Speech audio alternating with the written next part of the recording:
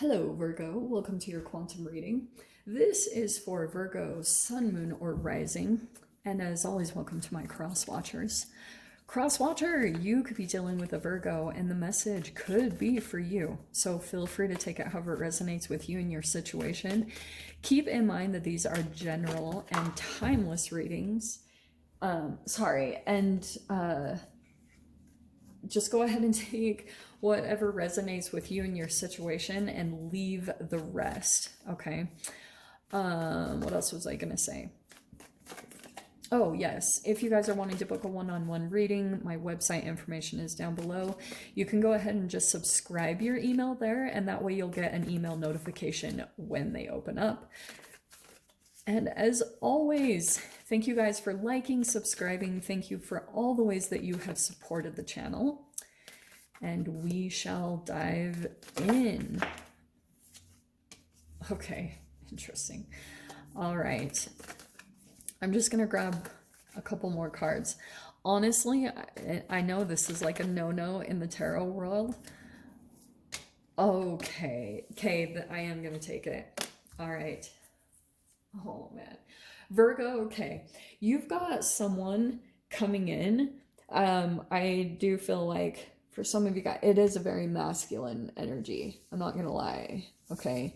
This is a crazy combination because I feel as though you have you'll go through these interesting energetic shifts. You'll see it over the next week. These are archetypes that you might shift yourself between, and you might also see the energies reflected in the environment. So again, take it however it resonates for you. Okay.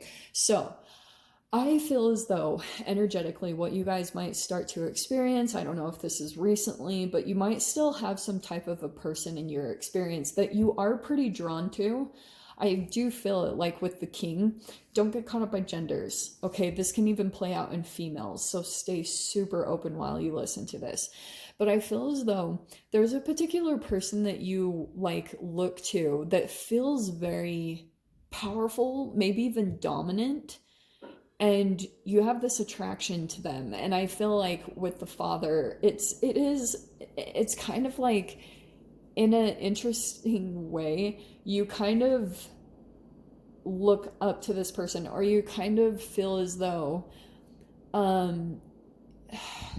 unconsciously, okay, let me dive into the shadow side, okay? Because I feel like a part of your attraction to this person is that, in a weird way, oh, you guys are gonna think I'm so weird, but I'm gonna say it, you are almost like energetically attracted to this person because they're similar to the attachment style that you had with your father. So that's why I was saying it can even play out in a female. Like some of you guys, this could straight up be like a sexual attraction that you have to them, and that's a very Freudian concept. You know, Freud believed, I'm pretty sure it was Freud that believed that, you know, like sons have this weird sexual attraction to their mother and daughters to their fathers. I know that sounds like a really creepy thing, but energetically, the way humans get programmed, it's like in your adulthood, unconsciously, you do become attracted to your parent in some way, shape, or form.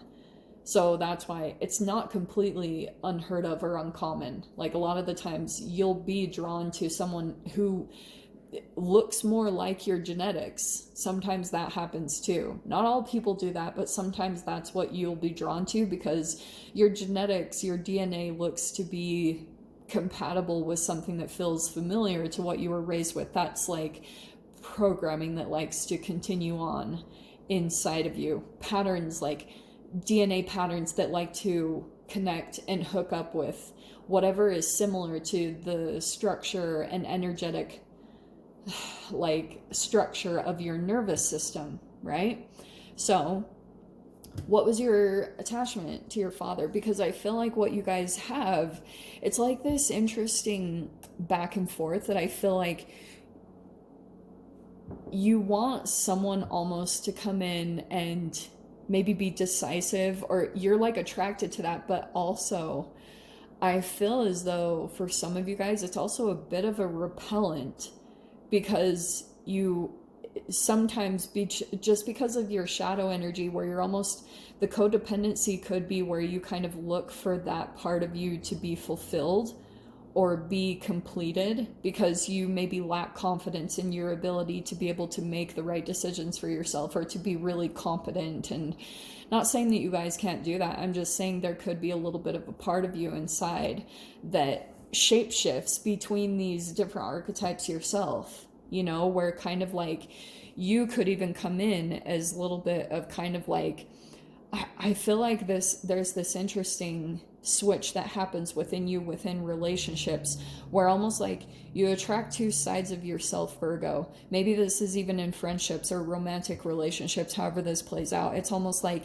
you attract one style where it's like a really dominant energy comes in, and kind of like it's a reflection of the inner part of you that's maybe a little less dominant. And then on the other side, you could also attract the opposite, where you become the more like dominant or powerful one. And it's like there's this flip-flop of energies between the attachment and detachment style that your father programmed in you.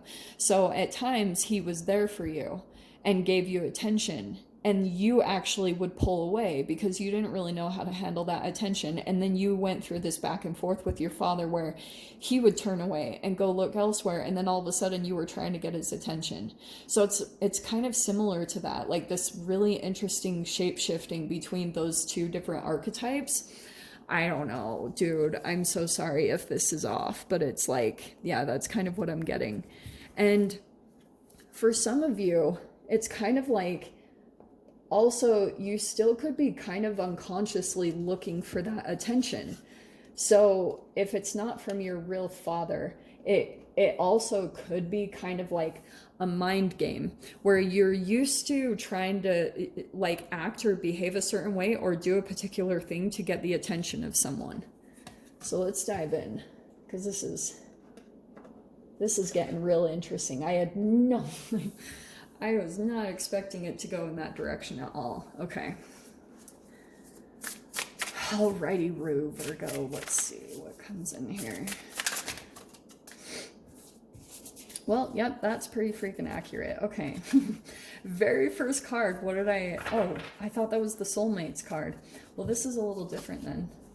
Actually, no. This is really dead on. All right. Here's the dealio. Sorry, I was just diving in. This is Life on Earth. It's the equivalent card to the World in the tarot, okay?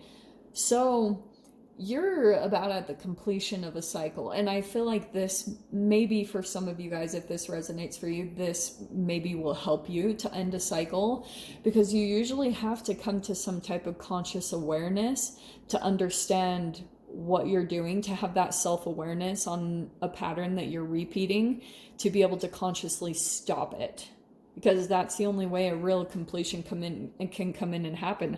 I could tell you all day long, hey, a cycle is about to repeat, but if you're not able to see your patterns and behaviors and to understand like certain things about what you're doing, like for some of you guys, you could be still feeding a person and they still are holding on, which it does feel like that a little bit, because you have, this is really crazy, because you have the Swan and the Pelican. The Swan, though, actually, I'm pretty sure that that is the High Priestess. And then we have the Pelican, which is the Emperor. So this is a really interesting combo. For a second, I forgot the Peacock is the Empress. So I feel as though it's exactly what I was saying. You have like these hard, heavy hitting cards of like someone very in control and dominant. Some of you guys, this could be a business owner or something like that. But I feel as though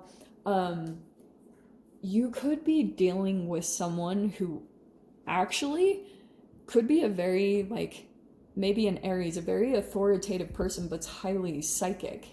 Some of you guys might also have that as well. You might have kind of this interesting activation happen when you come into this person. Maybe it's over this next week, but Interesting that it's in this specific order, because you have the world, a completion happening to a cycle, and then the 10 of embers.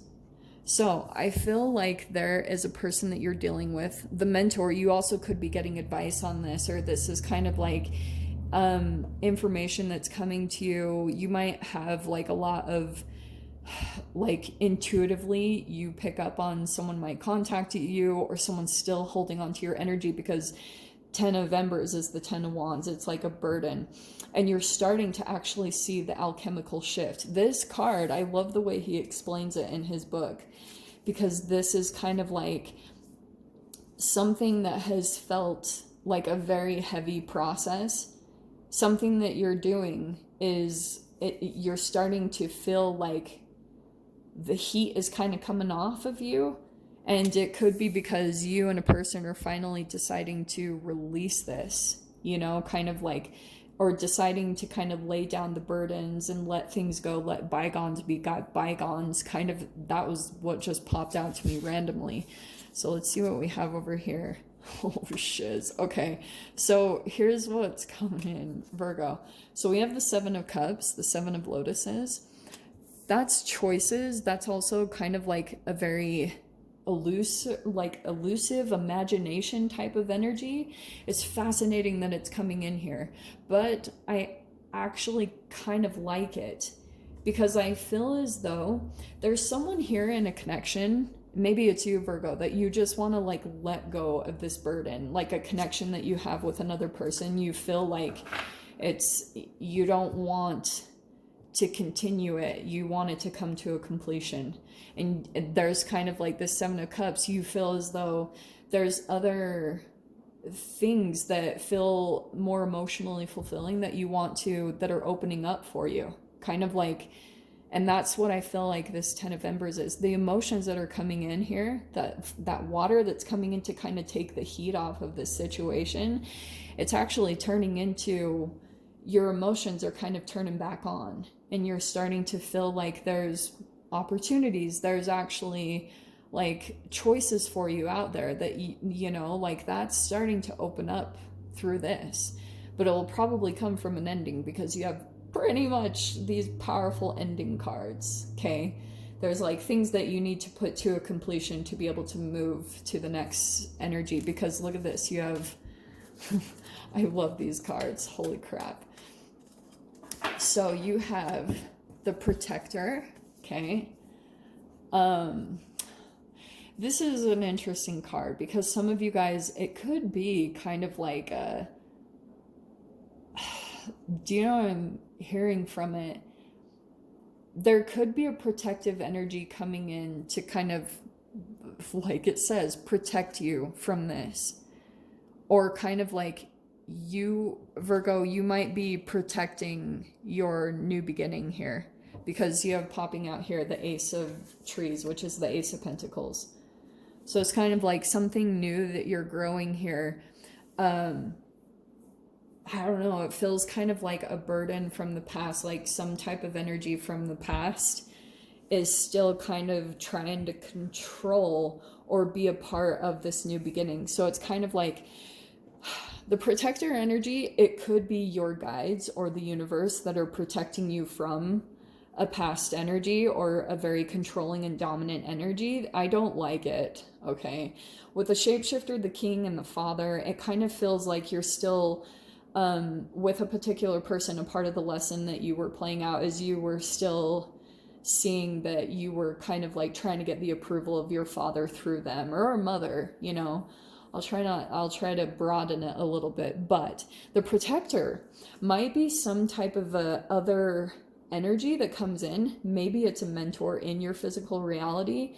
Some of you guys, it could be a pet or a spirit animal or something that comes in and kind of gives a heads up, or it's kind of like there's protective energies coming in here, because something that you're going to step into here is, I cannot even get into what this will be for you. Yes, it's stability, but it's something here that you'll be growing that's new, and you're very like protective of it yourself.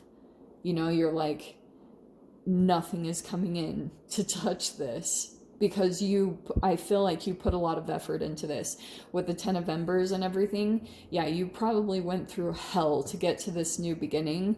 And so now you're coming in and trying to set up even certain things in your reality to maybe even protect yourself from even your own kind of temptations. Okay, shiz. All right, Virgo. So we're going to dive into the extended.